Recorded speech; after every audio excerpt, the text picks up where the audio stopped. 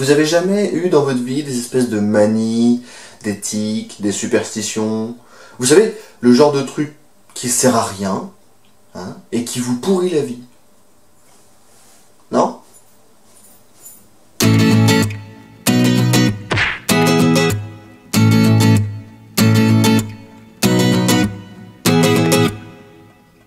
Bien, par exemple, moi j'ai deux manies. J'ai la manie des chiffres pairs et des symétries. Alors la manie des chiffres pairs, c'est très simple. Tout ce que je fais doit être fait dans un nombre de fois multiple de 2. Et puis la manie des symétries, tout ce que je fais doit être fait symétriquement par rapport à un axe que je choisis au moment où je fais l'action. C'est pas chiant du tout. Alors un exemple d'application ultra chiant de ces deux manies, par exemple, c'est le putain de volume de mon autoradio. En raison de ma manie des chiffres pairs, le volume de l'autoradio ne pourra pas se terminer par autre chose que 0, 2, 4, 6, 8. Ouais. Mais en raison de ma manie des symétries, le volume de mon autoradio devra se terminer également par un chiffre symétrique.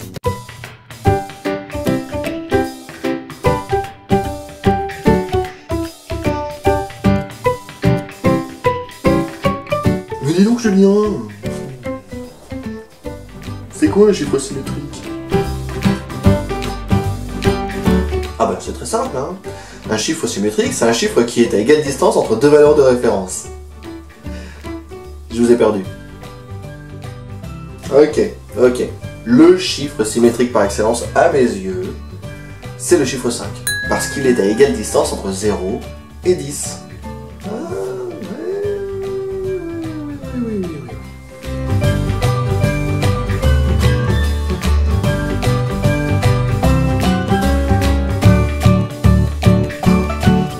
Donc, le volume de mon autoradio ne peut pas se terminer par un autre chiffre que 0, 2, 4, 5, 6 et 8.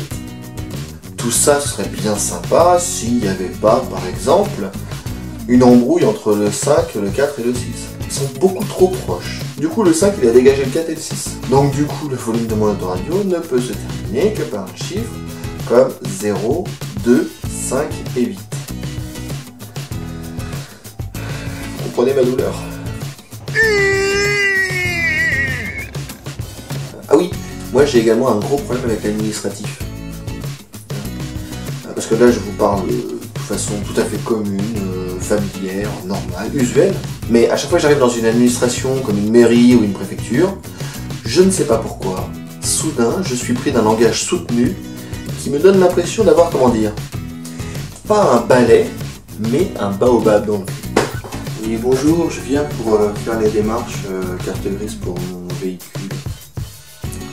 Eh bien écoutez, j'ai comme document, j'ai le contrôle technique, j'ai également l'attestation de domicile, et puis enfin tous les documents qu'il était nécessaire de remplir. Avouez que c'est quand même ridicule, hein. On pourrait avoir un langage beaucoup plus familier et ça irait tout aussi bien. J'en ai rien à foutre de tes papiers, tu me files ma carte grise et maintenant. Connasse. Dépêche-toi là, dépêche-toi. Et tu baisses les yeux. Ouais. Bon, alors on réagit tous différemment face à une situation de crise.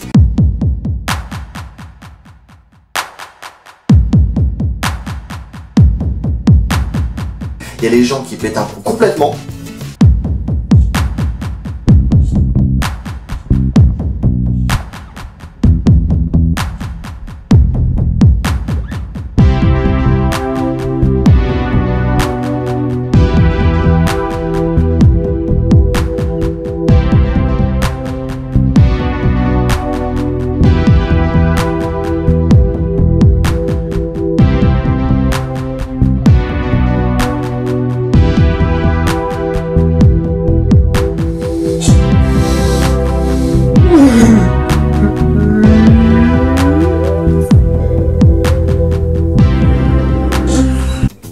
Et puis il y a les gens qui pètent un plomb, comment dire, complètement.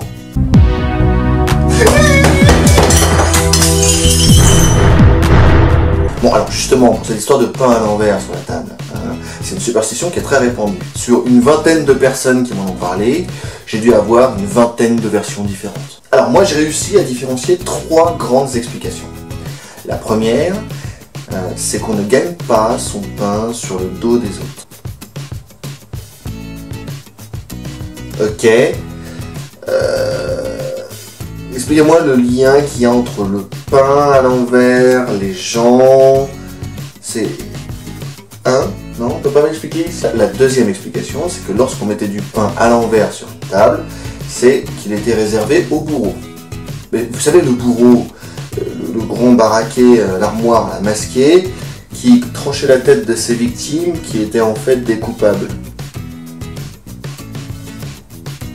Et la troisième explication, c'est la plus plausible d'ailleurs, c'est simplement respecter le travail du boulanger. Ce qui m'apparaît être éminemment plus logique que les deux raisons précédentes. Bon alors si toi aussi tu as des manies, des tics, des superstitions un petit peu cheloues, tu peux toujours en parler dans les commentaires juste en dessous.